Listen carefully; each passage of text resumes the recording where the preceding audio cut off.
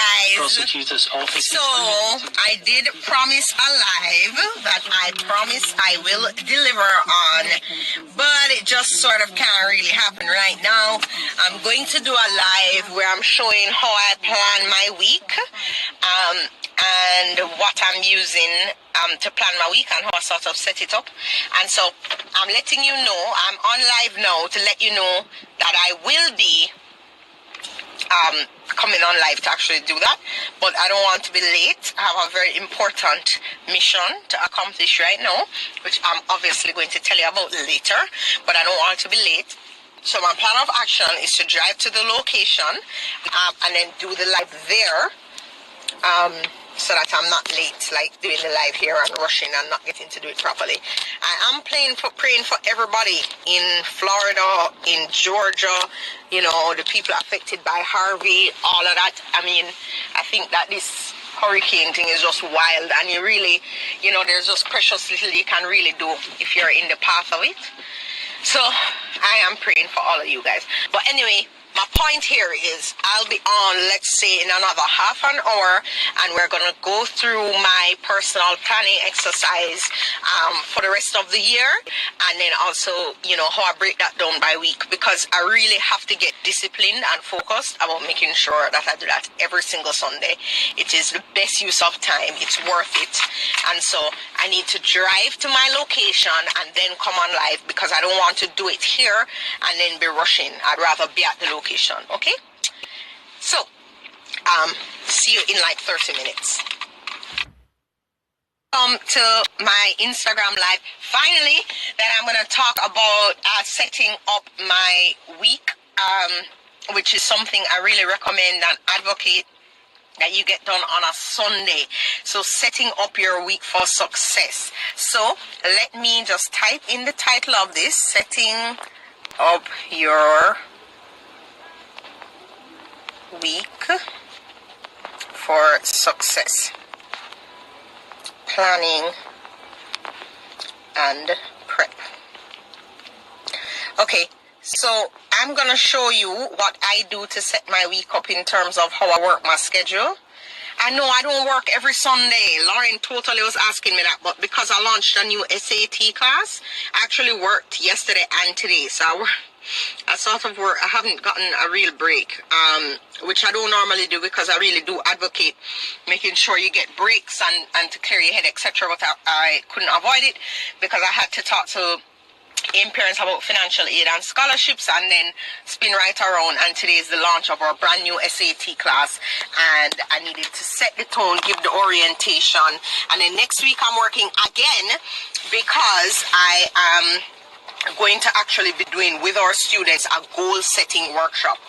I do find that at the beginning of our SAT program, if we can just help students to set goals, understand their diagnostic scores, and set goals in terms of where they plan to go from here and what they're going to need to do, it really informs their success. And this is something I learned. This is why I really strongly recommend that you invest in yourself and invest in your personal growth and development, because I always knew that setting goals was really important. But then I went to this conference called Learning on the Brain, and at the conference they presented the research and all the findings around how setting long-term and short-term goals for success influences student performance. And of course, I'm all about student performance, so when I read that, I was like, wait, what? I mean, if you turn up the thing. So I read that, and then so I changed up my whole SAT class, and so the beginning of it is basically me doing a goal setting, study skills, how do I accomplish my dreams, giving them a workbook they have to write down their goals, and we really see that it helps with their performance, and so that's next week. So anyways, let me fix my lip gloss and get ready to show y'all about setting up the week. So, first thing you need is a pen. Okay, you need a pen, and you need a book. So, I'm actually going to be coming out, and God bless my very patient friends on Insta, because I'm coming out with a Make It Count journal. Make It Count journal, which I'm going to use as a gratitude journal, and then a Make It Count planner, so that you can do exercises like this. So, for now, let's just use a book. using this book. My friend Stacy gave it to me, and it says "Do Epic-ish," and so I think it's a great book.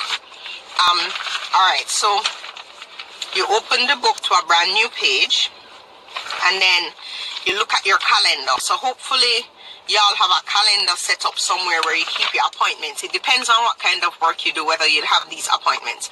Because I see parents and students every single day and go places and so on, it's really important for me to have a calendar that is set up and properly organized, and it's electronic because things keep changing, and my assistant Robert helps me to keep control of my calendar. And your daily plan or your weekly plan has to have a bird's eye view of what your calendar is going to look like, because you don't want to set unrealistic goals. In other words, I'm going to be so precise with this daily plan that I'm planning it down to the hour. Now, I don't like rigid controls. I love to go with the flow, but there's only a certain extent to which I can do that and still achieve maximum productivity. So the flow wants to be like, oh, don't really say down to the hour of your schedule, but I find that even if I set up this rigid thing and I deviate from it, at least I always have some guide that I can go back to and get back on track. Whereas if it's not laid out like that, then chances are I'm not going to get back on track, and I'm going to find myself with a spare 10 minutes, and instead of doing what I need to do, I'll go on people.com to find out what's the latest celebrity gossip. So since that doesn't help my goals in life, I need to be able to have things written down and very clear so I can stay on target. Now, how do you set up your week? So Sundays are a great time to do this, but setting up your week is more than about a to-do list. It's really about looking at what your objectives are overall in your life. Yes, because it is what you do on a daily basis that's going to really predict whether or not, or inform whether or not you achieve your goals. So you can't do a to-do list or a schedule or a plan separate from your overall goals. So this is like my to-do daily cross off the list thing, but then I don't want to be majoring in the minor. You can major in the minor. You can find yourself super busy doing a whole bunch of things, running from place to place, crossing things off your to-do list and feeling satisfied. But then when you look at it, you really haven't done the major things that you need to get done in order to further your core goals and objectives. So in order to make sure I don't get caught up in crossing off minor things so I can feel good, but I actually do the really important things that will move my goals forward, I have here written down inside this book, which is covered in all kinds of inspirational quotes. I've had this book for 8 years, and I write my overall goals in there and my last day statement. What I mean by last day statement, this is an idea I got from Robin Sharma. And Robin Sharma is a great motivational coach, but a success coach more importantly. And the last day statement he recommends is really just saying, if I were to look forward and imagine my last day on this planet, what are the things that I would have wanted my life to stand for and my impact to have been in the world? So I have my last day statement in here, and it's always good to keep looking back at your last day statement, because you want to make sure that you're actually doing, in your day-to-day, at least some things that are in line with your overall lifelong sort of objectives, right? And so I have that in here, and then I have my big 5. What are the 5 things that I would like to accomplish by the end of the year in order to say 2017 has been my best year to date? Now, I'm very aware that I need to make some movement happen on that. So there's my 21-day Vision Unlock course, and I wanted to have that available as a self-paced, self-taught course. So I need to make some move on that. I think the best day for me to be able to make a move on that may just be on Tuesday. I'm going to show you what I'm writing, because I have to do school orientation. Actually, it could be on Monday. Okay, so Monday. So I know I'm going to have to do something to do with my 21-day Vision Unlock course, because that is a major goal. It's not enough to say I'm going to do something. What is it that I'm going to do? So maybe what I'll do is sign up for a Teachable account. You know, you just don't like write a big goal or a big objective without in your daily plan getting specific about what you're going to do about it. Because if you just write down, oh, turn 21 day unlock into a self-taught or a self-paced course on Teachable, they're like a few steps before that can happen. And if I haven't clearly outlined which step I'm going to take tomorrow, then I'm going to look at the goal tomorrow. It's going to seem too big, and then I'm not going to bother. I know myself, right? So get specific.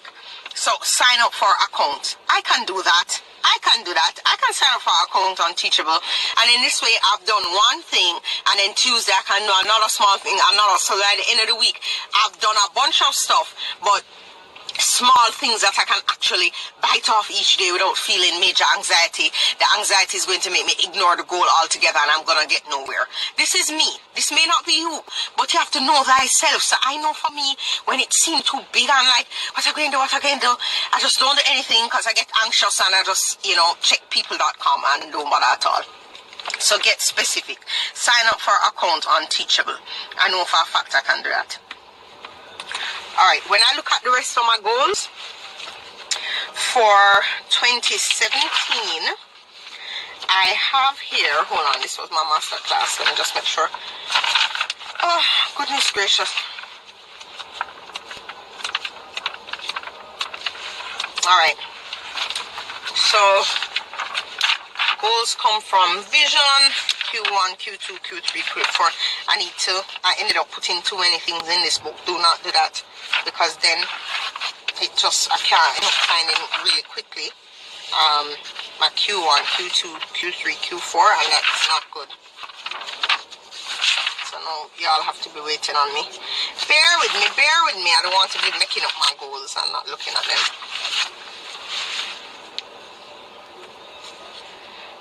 All right, here we go. So that was a to do. Sorry, hush. Ah, finally, yes. Okay, quarterly goals. So complete revision of Teen Make It Count book. Execute Island Tour for Make It Count, which I did already, thank God. Finalize AIM Systems book. I am not nowhere near finished done with that. And then solidify the AIM Higher Foundation. So I launched a foundation, and I'm supposed to be doing work to solidify our first project. So, and the vision course, which is 21-day vision, and then of course now to deal with the AIM students and make sure that everything is fine with my college advising kids. So now I know.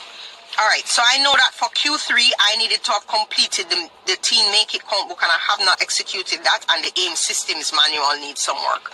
So maybe what I'll do about the AIM Systems manual tomorrow is that I'll have a meeting with Stephanie so that we can outline a plan going forward. So my objective there is just to create a plan. That's simple enough. I'm going to create a plan, because right now there is no plan in place in terms of who is going to do what and how is this thing going to actually get completed. So make a plan tomorrow. And then what I will do, I'm going to St. Andrew anyway, so I'll discuss with the principal the rollout of the project, the timeline for the rollout. And then I have to go to St. Jago. So that's just dead time. Not dead time, but that's not time that I can actually execute anything. And then I need to just do a cap review. So this is more than enough for tomorrow. So what I've simply written down here, now I'm going to put times beside it. So I've simply written down, based on my Q3 and Q4 goals, the things that I'm going to do tomorrow. Some things are overall your life, your like goals, strategy, whatever, and then some things are just operational, like you need to do that. That's just part of your work day. So like checking my email, I have to do that, and then going through my college advising students roster and making sure everybody's on track. Have they done their essays, whatever? Do I need to take any action in this area? So those are operational. Those are AIM things. Those must be done. And then I have or systems manual that I'm going to meet with Stephanie about, which is going to help business to run better. So that's really important, but that's overall strategy. That's not everyday operational. You have to strike a balance between the everyday operational things you need to do to serve your clients or whatever business you're in, whatever you're doing as part of your job, and then the overall things that help everything to work better, but don't necessarily have a deadline or somebody have to report to about it. You understand what I'm saying? So you have systems manual versus making sure the college advising students are on track and that the SAT program is running properly. So that you have to have the difference between both and then balance both, right? So I know that on Mondays, I don't normally have student-parent meetings, and I don't normally go to do meetings at all. But tomorrow is an exception because there's an orientation for the students. So I'm going to go and do 2 student orientations, and then the rest of the time is time for me to actually, get things done in terms of strategic plan, thinking creatively, moving along the lines of the objectives and making sure that our clients are served. And then Tuesday, Wednesday, Thursday, I will do all the meetings, and I'll be in meetings back to back, probably the whole of Tuesday. I'll be in meetings back to back, probably the whole of Wednesday. So you see, if I don't have a plan, when I get 15-20 minutes, I can't make that time productive because I'm so overwhelmed thinking about the meeting that passed, the meeting that is to come. I don't want that time to be when I'm thinking about what to do next. I need a plan about what I'm doing next. It's the same thing with food for me. So like right now at home in my fridge are all my meals for the entire week. I don't play games. Like I don't have time at work to now be saying, I wonder what's for lunch. That absorbs a lot of my time. And then I'll go get hungry, and next thing you know, it's burger I eat. I can't afford that for that to happen. That's going to slow me down at work as well. So I really just do advocate this planned approach no matter what. I'm going to get to questions in a second, but I just want to recap how am I doing this. First of all, I have to get a look. I have written down in my book, and you can see it right here, my big 5 for the year. What are the 5 things that need to happen for the year to make me be able to say this is the best year I've ever had? I review those, and then I review my quarterly goals, Q1, Q2, Q3, Q4. Maybe I have goals from Q1 and Q2 I need to catch up on and still try to make work for 2017, and maybe there are goals I've crossed off because I've done them, or maybe there are goals that are there that I'm crossing off because I'm no longer invested in them happening. And then when I look at that after, I then look at the week ahead. I look at my calendar to see what meetings I have, and then I write down the things that I want to get done on each day and the time slots that I expect to get these things done in. It does not mean everything goes according to plan. That's not what I'm trying to say. And I don't like tight controls, and I want to just go with the flow. But I'm very busy, and if I just go with the flow, I'm not going to get the maximum out of myself for that day in that given time that I have. I only have a certain amount of time because I have to get home and build my children and build my family every day. That's time that I have to build in. And so in the limited time that I do have, I want to be as productive as possible. And it means I need to write down what I want to get done. And then whenever I get off track, I can always look back at it and I cross off as I go along. It's important to tie it to your overall life goals, last day statement, and your quarterly goals and the big 5 for the year, because you can get very busy being busy, but then get frustrated and feel unfulfilled because you're not really doing what you really, really want to do according to your overall plan for your life. And you don't want that to happen, so you always have to kind of set up your week keeping both in mind. And then I kind of do that for the rest of the days, right? So I have Monday done already. I have 4 things that I want to get done on Monday, right? And even when I say CAP review, college advising placement review, I can't review every single student, okay?